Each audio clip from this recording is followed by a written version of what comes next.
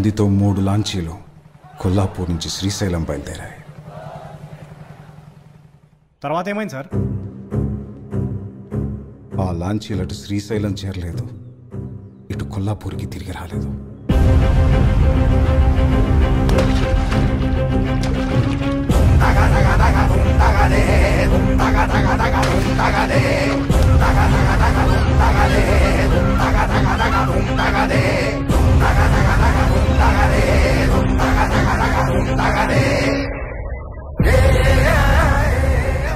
నా కూతురి ఆలోచన మంచిదైనా జరిగిన దారుణానికి మత కలహాల ముద్రపడింది. అందుకే కొల్లాపూర్లో ఉండలేక ఇక్కడికి వచ్చేసాం. 3 లాంచీలు మునిగిపోయాయి అంటున్నారు. ఒక లాంచీ మునిగిపోతే అది ప్రమాదం అవుతుంది. 3 ఒకేసారి మునగడం ప్రమాదం కాదు, పథకం. మీ మంచి కోరి చెప్తున్నాను. మీరు ఈ విషయం వదిలేసి ఆ ఊరి నుంచి వెళ్ళిపోతే మంచిదే.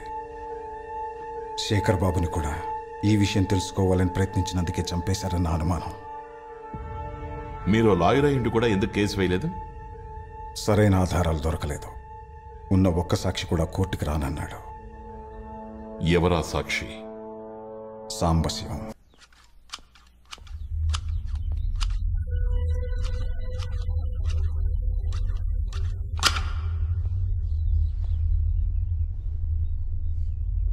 వాళ్ళు వెళ్ళిపోయారు.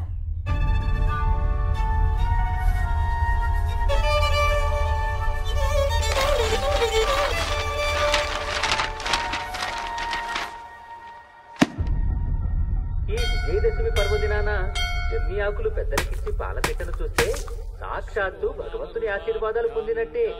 జమ్మిచ్చినయ్యా, జమ్మిచ్చినయ్యా, దండాలు దొర. అయ్యా, గా పోలీసుడు మీ మాట వినకుండా ఇష్టం వచ్చినట్లు చేస్తుండు.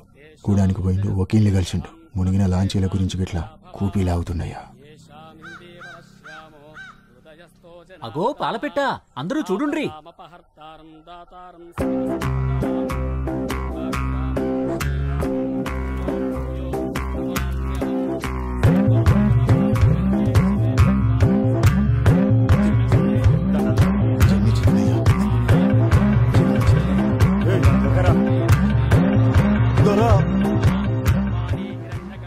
శేఖర్ బాబు నా కొడుకు చంపలేదు దొర.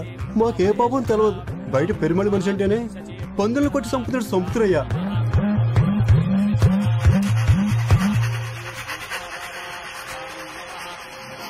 అహం క్రూరదృష్టహం ఆకస్వినహం ఉన్మార్గ విప్రతిసారా.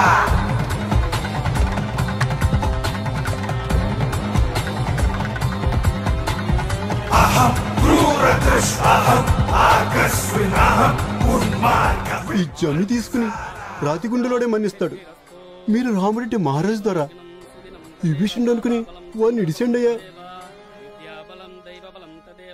మీరు ధర్మరాజుల ద్వారా మీ బాంచన్ ద్వారా ద్వారా క్రూరదృష్టహం ఆకస్వినహం ఉన్మార్గ విప్రతిసారా.